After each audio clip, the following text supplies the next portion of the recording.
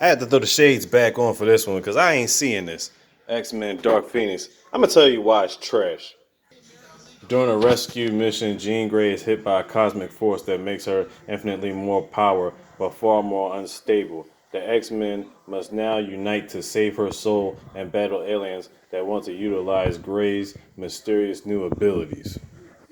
Okay, strike one in this movie. You got Beast, and for some strange reason, he could transform from being blue to back to being human to being blue to being human again. Last I checked, remember we seeing the X-Men cartoons back in the day or whatever like that? Beast was Beast. Like, he could never change back into colors or whatever the heck was going on. He never had some potion where he could just transform and go back and forth. Like, so that didn't make any sense.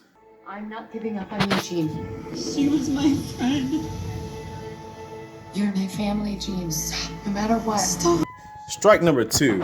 Xavier must be a total ass. You know what I'm saying? As you can see, Jean was all distraught in that, montage right there. But the thing was, she thought both her parents had died. But really, it was only her mom that died. Xavier hid the fact that her father was still alive. I'm like, what kind of messed up shit is that? You know what I'm saying? So I'm like, you wouldn't even tell her about that. You know what I'm saying? You got to traumatize throughout that the whole time, and then the whole time realizing that her father was still alive?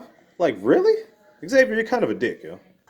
Talking about he always helping out the X-Men. You ain't shit, dog. Strike three. The entire purpose of Magneto.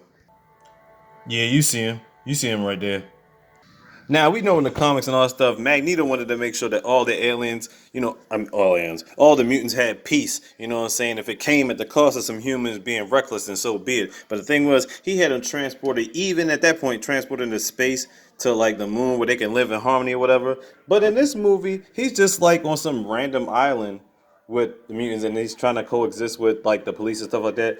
But his whole purpose for helping out Jean, it really had no purpose because he wasn't trying to keep her. He wasn't trying to put her in like any type of confinement or anything. So the whole point of him going after everybody, it served no purpose. Like if he didn't go after anybody, things would have still played out the same. So it's like, what was the point? It's your fault, Charles. It is your fault. That's right. Now, strike four. And this is the most important strike of the whole goddamn movie. All right, now you see everybody in the picture. I mean, like Cyclops is back there too. I didn't really get the whole vision or whatever like that. But you see everybody in this picture. Now I have one question for you. Out of this entire dynamic, where the fuck is young Wolverine? Like, really? Yep, so Cyclops is there. And while we're on it, that's what I'm saying. Cyclops but no Wolverine. Where is he? So if anybody that knows X-Men, everybody knows it was always that triple play, that dynamic where Cyclops loved Jean, Wolverine at one point in time loves Jean, but Wolverine is the one that really was to try to stop it and bring all the stuff out of her. But it's like he's not even there. They don't even put him in there. And don't give me that bullshit about he died in the Logan stuff. Like this is supposed to take place before the Logan movie, so it's like miss me with that garbage. But bottom line is, where's Wolverine? It doesn't make sense. Yeah, they was thinking to themselves like, yeah, we could do this. We can go get the sister from Game of Thrones and then throw her in as Jean and, say we're going to get it popping because Game of Thrones is popping. But clearly, they lost track of the sight of what they were trying to do with the whole goddamn story arc. So it's like, what were they thinking? Yo, you want to see a good superhero movie that came out around that same time? Go watch Spider-Man Far From Home. That was great. But this trash?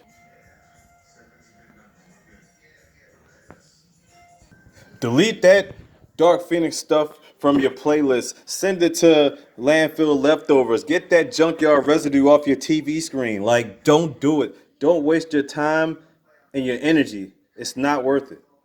Bottom line, Wolverine, how you feel about this trash?